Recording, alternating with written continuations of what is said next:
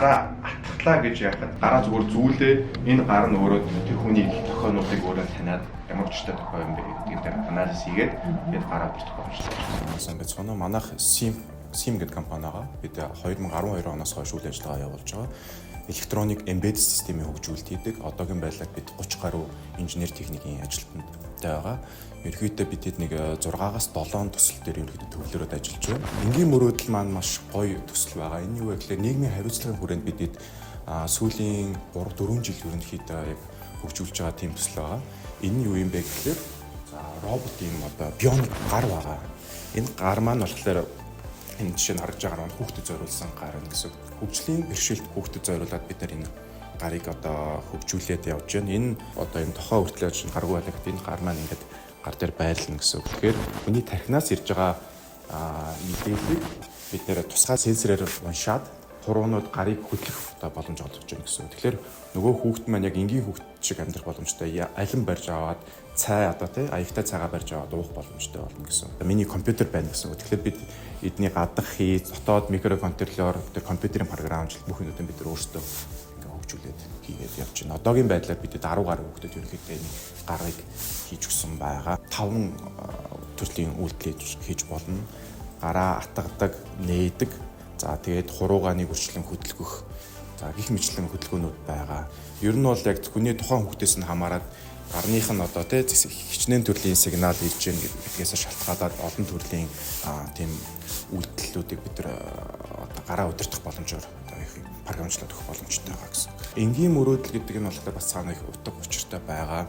Бидний хувьд харахад болохоор ингээд нэг бал бариад ингээд юм барих нь энгийн юм шиг харагдаад байгаа боловч тухайн хүүхдүүдэд бол ерөөсөө амьдралдаа тэгж барьж үзээгүй хүүхдүүд бол энэ бол маш том өөрчлөлт буюу сэтгэл санаанд нь маш тийм өөрчлөлт орж байгаа. Ер нь ихэд шинэ гараа гардаж авсан хүүхдүүд маш баяртай байдаг байгаа.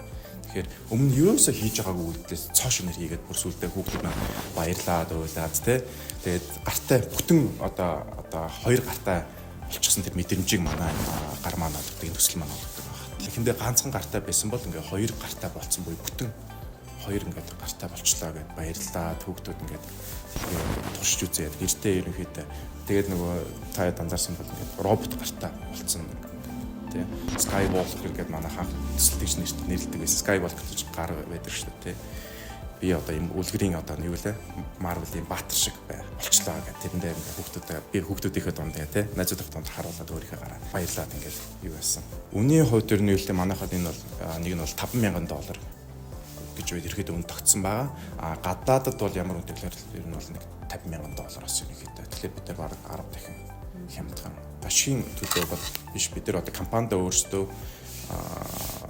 өөрсдийнхөө дотоод нөөцөөр ингээд судалгаа хөгжүүлэлтээ хийгээд мөн гаднаас жишээ нь хандив байж болно. Гадны компани хандив, дотоодын компаниудын хандив, эсвэл хувь хүний хандиваар бид нэр бас энэ гарыг бол хөгжүүлэлт хийж байгаа. Тэгэхээр та хэд манай дээр уулзаад хэрвээ энэ хөгжлийн бэрхшээлтэй хүүхдтэй туслая гэж хүсэж байвал манайд хандаад бидэд бол энэ гарыг хийж өгөх боломжтой байгаа. Дахиж хэлмээр энэ судалгааны төсөл учраас тасралтгүй сайжирч хөгжиж явах ёстой байгаа. Жишээ нь одоо бол энэ дээр бидэд бол анхандаа зүгээр 3D принтер дээр хэвлээд эдгээр одоо бол карбон бүрэлдэхтэй болоо. За тэгээд доторх хэзэл нь болохоор хүний нөгөө биеинд нөгөө арьсанд аллерги өгөхөргүй материалууд бий болох. За тэгээд цаашдаа яг хүний яг арьс шиг буюу яг хүрхэд яг арьс шиг байх хэрэгтэй. Тэгээд харагдах үзмжийн хүртэл яг хүний гар шиг байх хэрэгтэй. Тэгээд шаардлагууд нь нэмэгдээд өөрчлөгдөөд бид нар сайжруулалт хийгээд ингээд явж байгаа.